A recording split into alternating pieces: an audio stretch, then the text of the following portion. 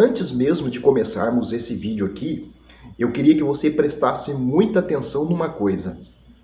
Quando ali em 2 Timóteo, capítulo 3, versículo 16, quando ele tem aquela expressão de que toda escrituras é inspirada por Deus, isso leva a crer que todo esse conjunto aqui é inspirado por Deus, porque aparece a expressão toda escritura é inspirada.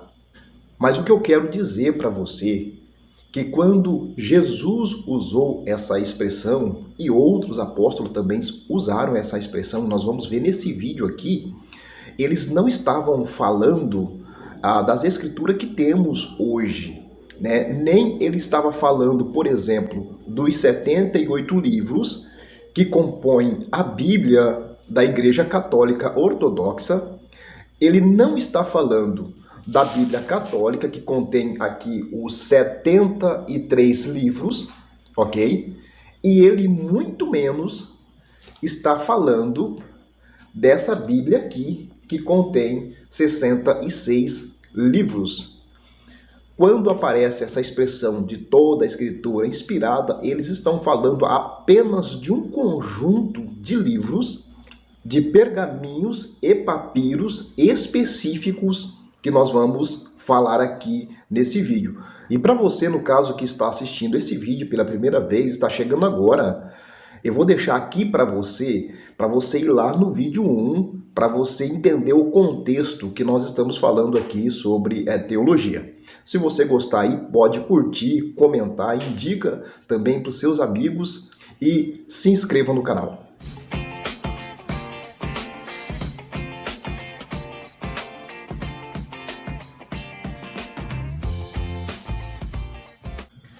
Olá a todos vocês, estamos aqui mais uma vez para fazer aí uma análise crítico e temporal do versículo de 2 Timóteo, capítulo 3, versículo 16. Esse é o segundo vídeo, a continuação do primeiro.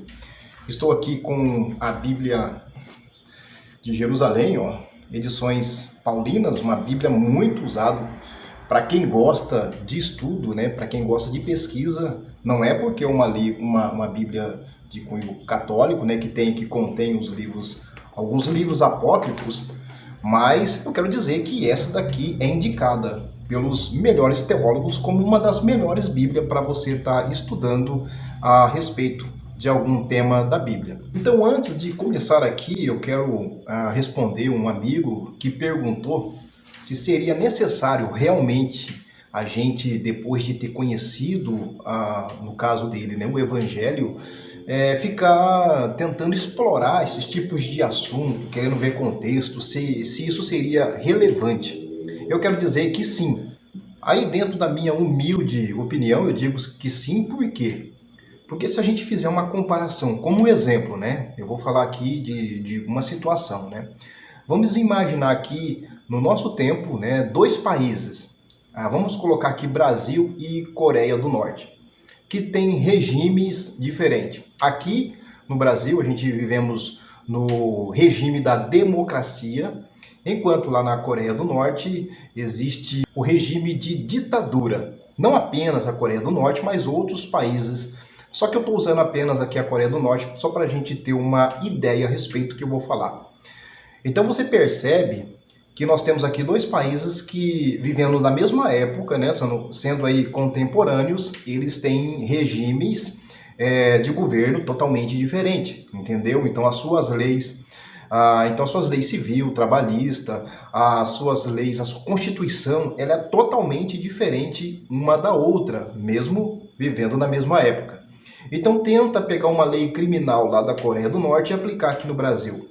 Entendeu? Ou fazer vice-versa. Nós vamos perceber que não vai funcionar, porque cada país ele tem o seu regime interno. Então vamos analisar agora, quando nós vamos estudar um livro, né, um livro como esse aqui, que contém uma história, um passado, mas um passado muito antigo, um passado aí remoto, com culturas diferentes, com linguagens diferentes, com forma de se entender a respeito de um assunto diferente.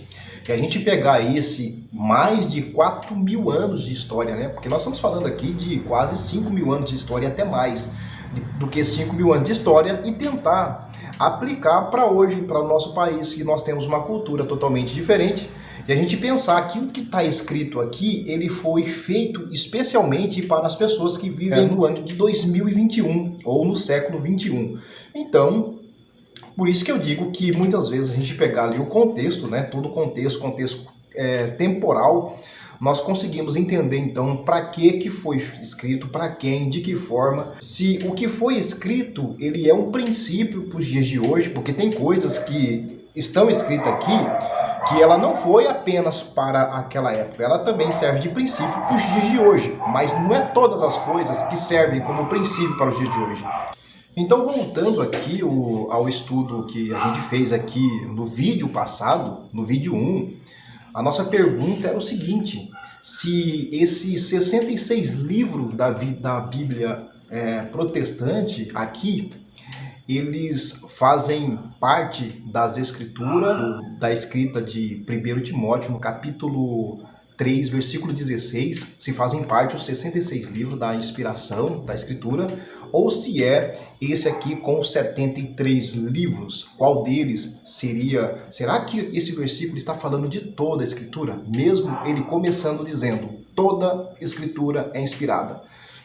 Então é esse assunto que nós vamos terminar aqui no vídeo de hoje. Então, só para você entender o que eu estou dizendo, não sei se para muitos caíram a ficha, mas eu vou detalhar melhor. Dura que tem um cachorro que late aqui, fica horas e horas, ele não faz nenhum barulho. Quando você liga a câmera, ele começa a latir. Mas beleza, vamos prestar atenção aqui que a gente vai compreender. Vamos colocar aqui, ó. Aqui tem os livros apócrifos, né? Como Judite, como Macabeus, Tobias, entre outros. E também contém essa escritura de 2 Timóteo 3,16 que diz: toda a escritura é inspirada por Deus. Então aqui quando ele fala toda a escritura, ele está inserindo o livro de Judite, o livro de Macabeus e todos os outros livros apócrifos que compõem a Bíblia de Jerusalém, edições paulinas. Só que nessa aqui que não contém esses livros apócrifos, ela também contém esse versículo dizendo todas as escrituras. É claro, como eu disse, o protestante vai dizer que realmente essa aqui tem a razão, que são 66 livros, enquanto o católico vai afirmar, não, essa daqui. Uma Bíblia aqui, né, da edições paulinas. Mas por que eu estou frisando esse texto aqui? Porque esse texto, ele é o texto áureo, entenda o que eu vou dizer, ele é o texto áureo que muitos cristãos usam para refutar qualquer tipo de pessoas que vêm com descrença a respeito às suas doutrinas, percebeu? Então quando você pergunta para um cristão, mas por que vocês agem desse jeito? E por que vocês fazem assim? Eles falam, porque na Bíblia está escrito. E quando você vai perguntar a razão de estar escrito na Bíblia, ele cita o quê? 2 Timóteo 3,16, dizendo que toda a escritura é inspirada por Deus. Ou seja, eles pegam lá um texto aqui do Novo Testamento, eles leem, eles seguem e falam assim, não, essa escritura aqui é inspirada por Deus, portanto, isso justifica aquilo que eles fazem como doutrina, regra e fé. Então você percebe que é texto áureo de todos dizerem, está escrito na Bíblia, entendeu? Está escrito aqui, e toda a escritura é inspirada. Só que pelo fato de estar escrito aqui, talvez não precisa ser vivido ou seguido hoje, entendeu? Aonde eu quero chegar? Ou seja, tudo está escrito. Se você fizer uma pesquisa aí, as centenas e milhares de religiões estabelecidas nesse nosso planeta, né, a grande maioria delas sendo da linhagem cristã, eles vão apoiar todas as suas crenças e doutrinas aqui. Então, se você perguntar para uma igreja A, B, C, D, E, até o final do alfabeto, mas por quê? Porque está escrito. Mas por que você vive e segue isso? Porque está escrito. Mesmo aquela crença da A não sendo igual a B, a crença da B não sendo igual a C, a crença da C não sendo igual às demais, mesmo fazendo coisas aparentemente idênticas, mas vivendo de forma diferente, eles vão dizer, está escrito. Então você percebe a confusão que se chegou, né, por não se fazer uma análise do texto de forma hermenêutica e de forma cultural, fazendo ali uma análise da observação, da interpretação e fazendo uma análise da aplicação para os dias de hoje. Se a gente fizesse uma análise de cada doutrina que é seguida em todas as igrejas, a grande maioria delas cairiam por terra dentro de uma análise crítica dentro do texto bíblico, usando aí exegese, usando aí essa ferramenta da hermenêutica, que é a ciência de se poder interpretar um texto bíblico. Mas vamos aqui então para o que interessa, né? O que era escritura inspirada para Paulo? O que era escritura inspirada para Jesus, para Pedro, para os demais apóstolos? O que eles tinham em mente como escritura inspirada quando eles falavam a respeito da escritura? Usando aqui o contexto temporal e hermenêutico. Então a primeira coisa que nós temos que fazer aqui é a gente analisar quantas vezes essa expressão ela é atestada no Novo Testamento. Ou seja, quantas vezes a palavra escrituras elas são atestadas dentro do Novo Testamento. Então nós temos aqui primeiro a palavra escritura, no singular, apenas escritura, e nós temos também a palavra escrituras, no plural, que na verdade são a mesma coisa. Na verdade isso aí é só informação para a gente entrar no texto aqui. Então eu vou usar aqui a versão ARC, que é Almeida Revisada e Corrigida. A palavra escritura, ela aparece de forma singular 51 vezes. E a palavra escrituras, de forma plural, ela aparece aqui, ela é atestada no Novo Testamento por 21 vezes. Então, a primeira atestação dessa palavra escritura, ela é registrada aqui em Marcos, no livro de Marcos, no capítulo 12 e versículo 10, aqui aparece Jesus falando, na verdade essa passagem é Jesus que está falando, que diz o seguinte: ainda não leste na escritura a pedra que os edificadores rejeitaram foi posta por pedra angular? Perceba, essa aqui é a primeira vez que é atestada a palavra escritura, quando Jesus, ele mesmo estava falando a respeito disso. Mas quando Jesus estava falando sobre essa escritura, ele estava falando sobre o quê? Ele estava falando sobre uma passagem do Antigo Testamento. E aonde está essa passagem no Antigo Testamento? Aqui Jesus, quando ele faz referência a esse texto, ele está falando do livro de Salmos, do 118 e versículo 22. Quando Jesus então fala sobre a pedra de edificadores, ele está citando o Antigo Testamento e usando aqui o livro de Salmo 118, versículo 22. Uma outra passagem aqui no livro de Marcos também, no capítulo 15 e no versículo 28, olha só o que está escrito aqui em Marcos 15 e 28. Deixa eu ver aqui 28. E cumpriu-se a escritura que diz: com os malfeitores foi contado. Mais uma citação, e essa citação aqui de Marcos 15, ele está fazendo referência a uma outra citação que já existia também nos escritos do Antigo Testamento, que é o livro de Isaías 53, 12, que fala exatamente esse versículo. O escritor, Marcos, ele está se referindo a uma passagem do Antigo Testamento para falar sobre Jesus, quando apareceu a palavra escrituras aqui.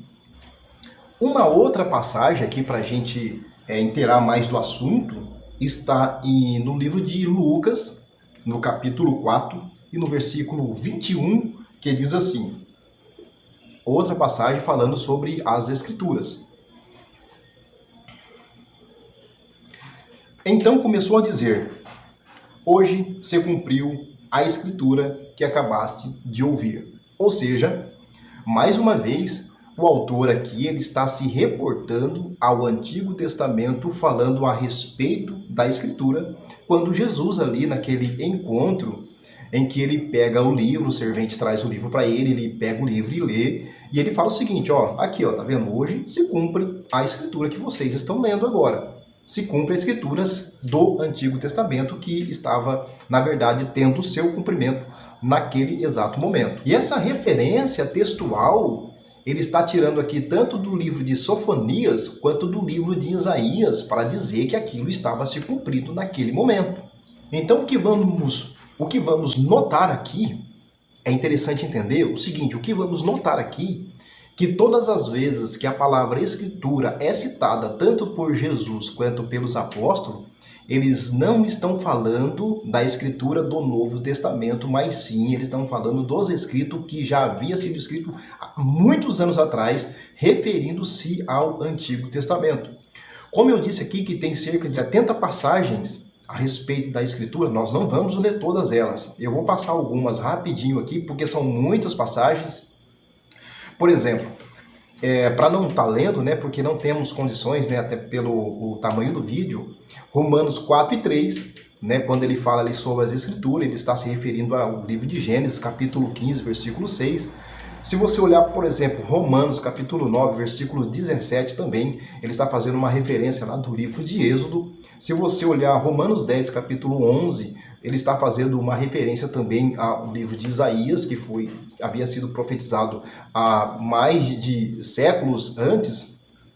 E se você observar também 1 Timóteo, capítulo 5, versículo 18, ele vai estar fazendo uma referência a um texto de Deuteronômio, capítulo 25, versículo 4, tá? De repente você queira folhear essas passagens aí, eu estou trazendo aqui essas informações, e depois com calma você pode folhear e perceber que todas as vezes que a palavra escrituras é falada aqui no Novo Testamento, eles estão se referindo aos escritos do Antigo Testamento e não do Novo Testamento.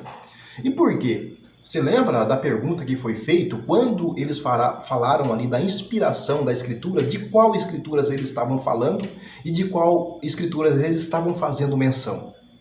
Se você observar aqui, o que era escritura para Paulo quando ele escreveu, o que era escritura para Jesus, a escritura para eles estavam citando ali apenas o Antigo Testamento e não o Novo Testamento, por alguns motivos.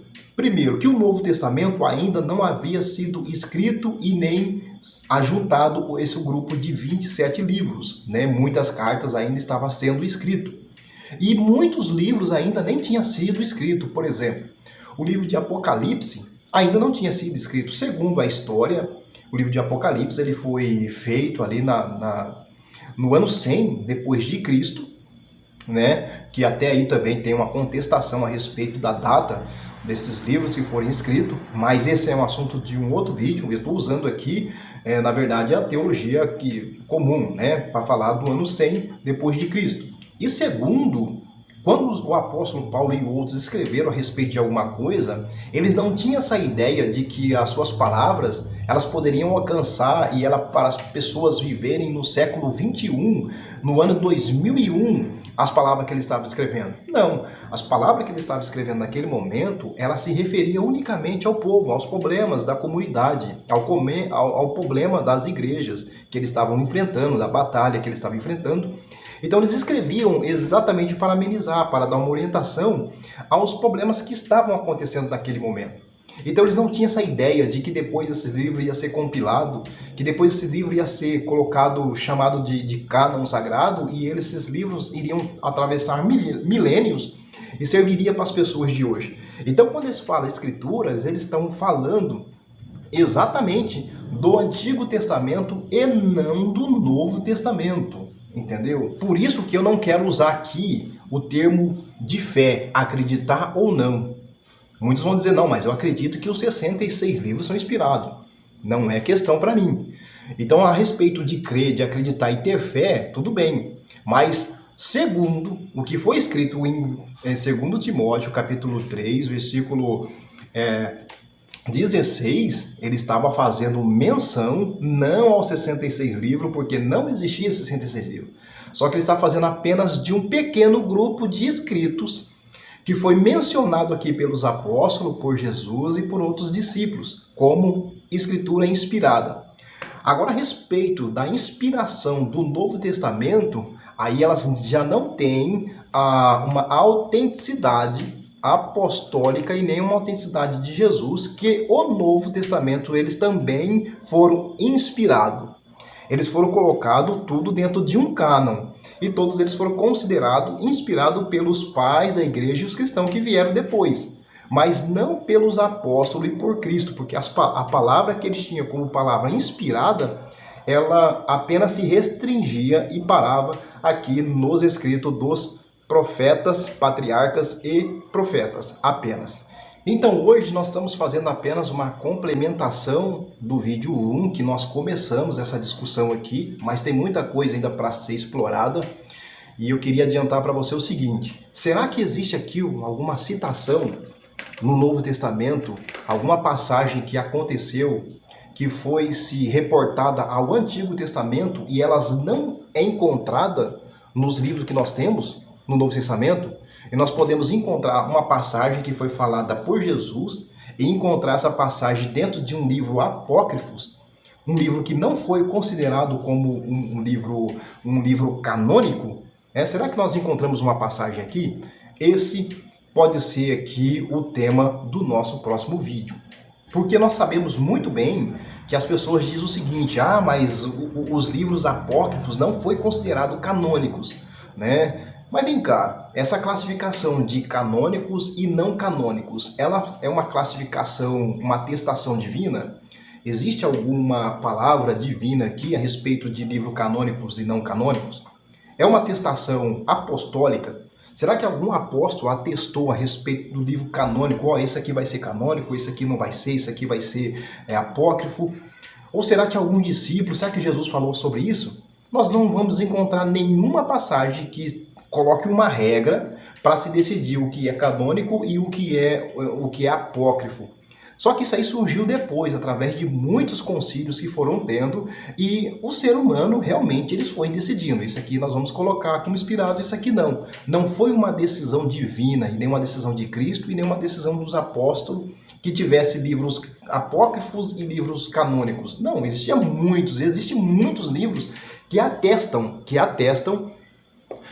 muitas passagens que são colocadas aqui, faladas pelos apóstolos, e nós não encontramos respaldo para essas palavras, né, quando eles falam do Antigo Testamento dentro da nossa Bíblia protestante. Mas nós encontramos respaldo quando eles falavam do Antigo Testamento dentro de alguns não inspirados pelo homem, mas nós encontramos essas passagens lá dentro. E vai ser o tema aí dessa série que nós estamos tratando. Se você gostou, ou pode compartilhar, fala aí o seu comentário, concordando ou discordando, desde que tenha uma base, né, escriturística, com bibliografia. E depois quero passar também alguns ensinos, mostrando também as bibliografias aqui, porque aqui só depende de texto bíblico, a gente mostra o texto bíblico. Mas vai ter coisa aqui que eu vou citar que vai depender de uma bibliografia, uma prova realmente na história que aquilo realmente aconteceu, e nós queremos dar essa informação também.